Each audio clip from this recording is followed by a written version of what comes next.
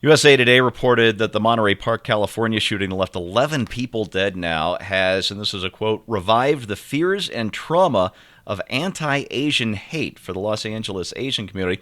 There are just two tiny little problems with the USA Today story.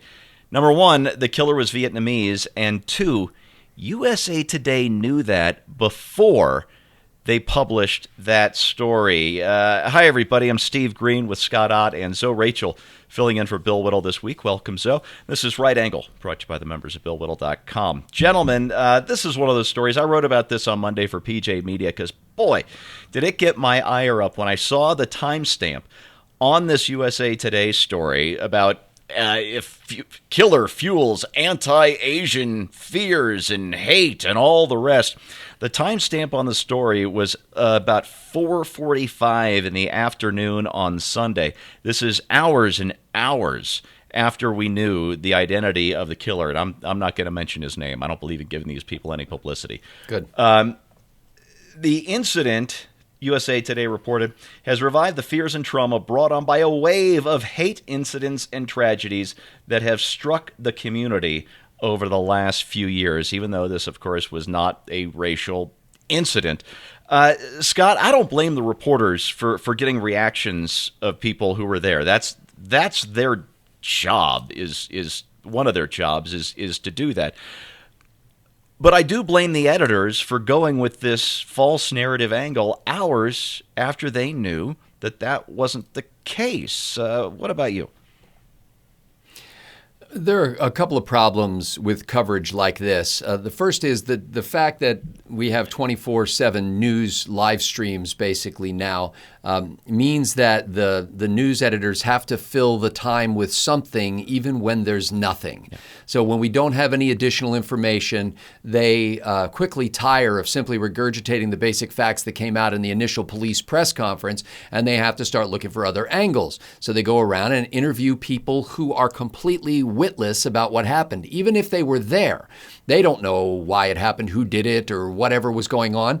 And so then you put that on TV in front of a camera from some traumatized person, and it has the air of credibility. Yeah. You think, oh my goodness, this poor person who was subjected to that kind of terror, at a normal dance hall, is freaked out by this. I should be freaked out by it as well. And you get concerned about issues that don't really exist.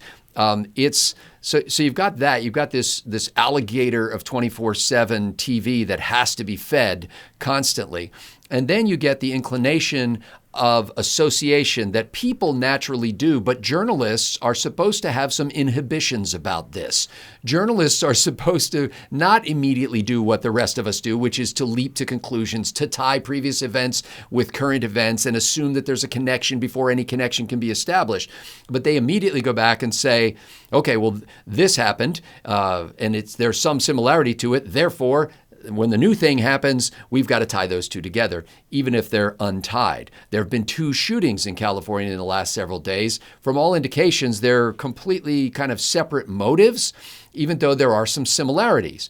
So the media is immediately lumping those together. Oh, now California is terrified that everywhere they go, somebody's going to, pull out a gun and start shooting. But from all indications, the second one was kind of a workplace violence thing where there was somebody who had an axe to grind and was different, apparently, from the first one. So you've just, as a news consumer, you have to exert the inhibition that the journalist fails to exert. You have to stop and say, wait a minute, how do you know that? I'll give you an example. I read a story I read a story on NPR's website about a couple of Russian oligarchs, so to speak, who went on a drinking and tourism binge in India. And one of them died of a heart attack, and the other one, after his friend died, jumped off a building and died. Now, in that story, they mentioned that there have been a lot of Russian oligarchs who were seen as critical of the Putin administration who have fallen out of windows, in the last, or have died under strange circumstances. There have been 19 of them since, and they named a date, okay? My immediate question was, what is the normal mortality rate for aging Russian oligarchs? Well, How many of these people I are think there? I'm going to guess that's, number one, a fairly small demographic, and number two, one that, despite the riches, I wouldn't want to be a member of, given the That's right. mortality. I certainly wouldn't want to try and pay the life insurance premium.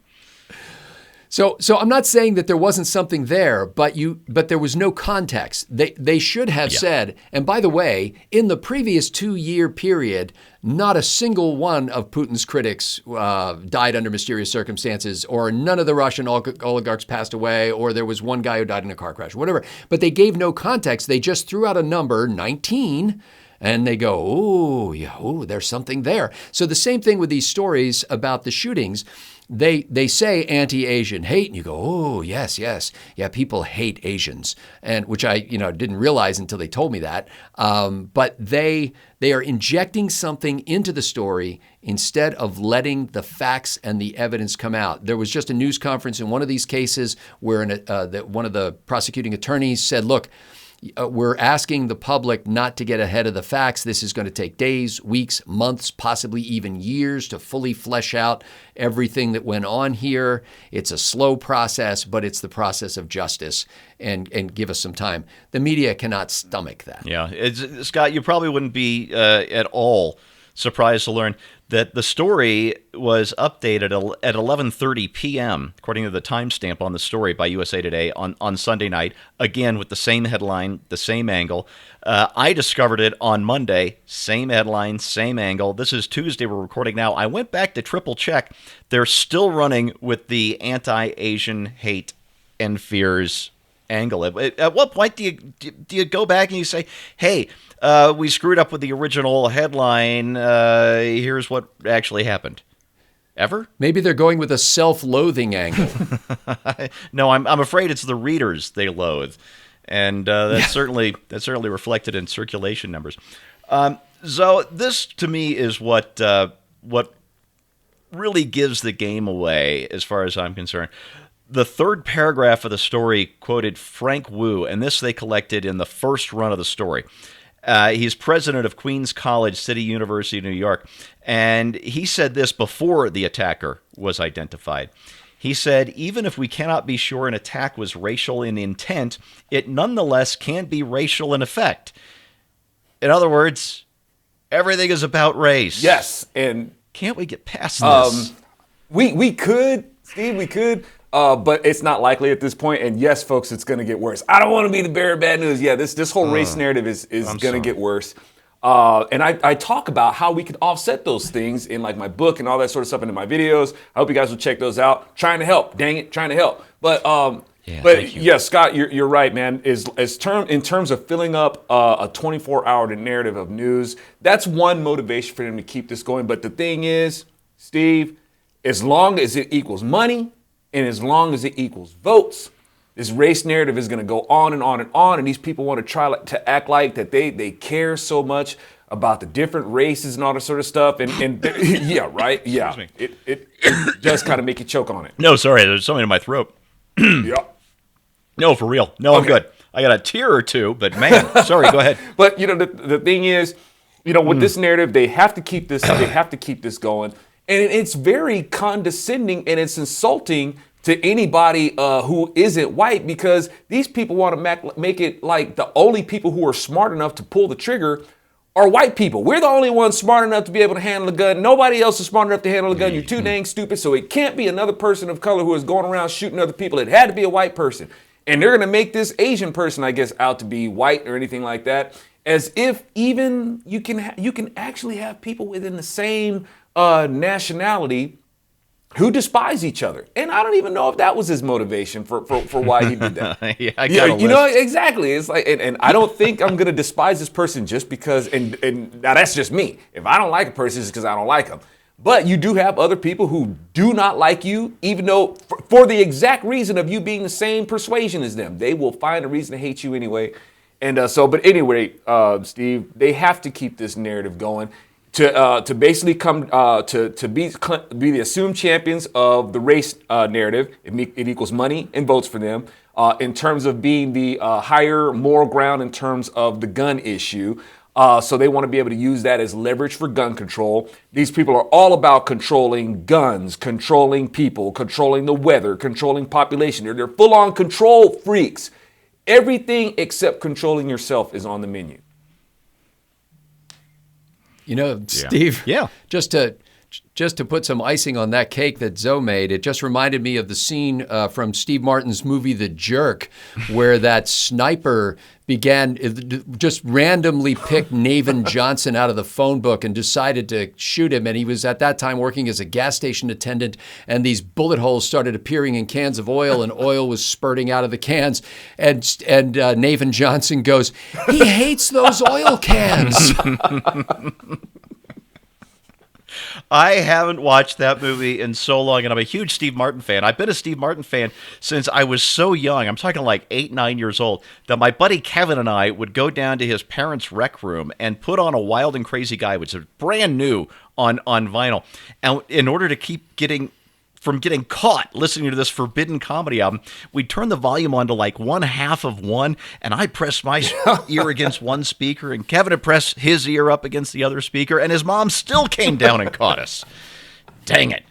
But it was a perfect picture of drawing conclusions from initial evidence that are wrong, but seem so right at the time, because what was getting hit? Oil cans were getting hit. So that must be what he was upset about. Just the same as if you walk into a dance hall, it must be because you hate Asians. Never mind who's actually squeezing the trigger. Maybe he hated the music. No, well, Asian you could have hated that. I hate. I don't want to do an Asian impersonation. I can count in some Asian language and stuff like that. And I've taught, many different Asian martial arts, so I don't want to seem disrespectful by trying to put on an Asian accent. Hey, these people are the same ones who X'd out Bruce Lee and put in a white dude to play Kane in Kung Fu. Right. Guys, So wrong. What this reminded me most of, there's a movie from the early 90s, mid-90s. It's a favorite of mine. Ron Howard directed it. It's called The Paper. And great cast in this movie. Michael Keaton, Glenn Close, Robert Duvall, Jason Robards, Marissa Tomei. Marissa Tomei. And The Paper is set at a fictional version of the New York Post. And the paper's in financial trouble, and I think they're looking for a buyer. I haven't watched it in a while. And Michael Keaton's the editor, and they're going to press with a cover story, and the lurid New York Post cover stories, that's going to falsely blame these two kids, these two young men, of a terrible crime. And as it turns out, they find out very late in the day that the story just isn't true. But it's so expensive to do the stop the presses thing and change the cover story of the paper, that management isn't going to let Michael Keaton change it. And they tell him, hey, we've gone to press plenty of times with stories that turned out to be true. And he said, yeah, but we never went to press knowing they weren't true. And that's what we have here. There's never any stop the presses moment, because there's no press anymore. As Scott and Zoe both mentioned, we've got this 24/7, 365 news cycle, and there's nobody left anymore in the mainstream media who cares enough to say, stop, let's get the story right. Yeah. And that's your right angle on that, brought to you by the members of BillWhittle.com. Zoe, thank you so much for filling in for Bill today. And Scott, thank you so much for being here as always. And thank you for watching. We'll see you next time.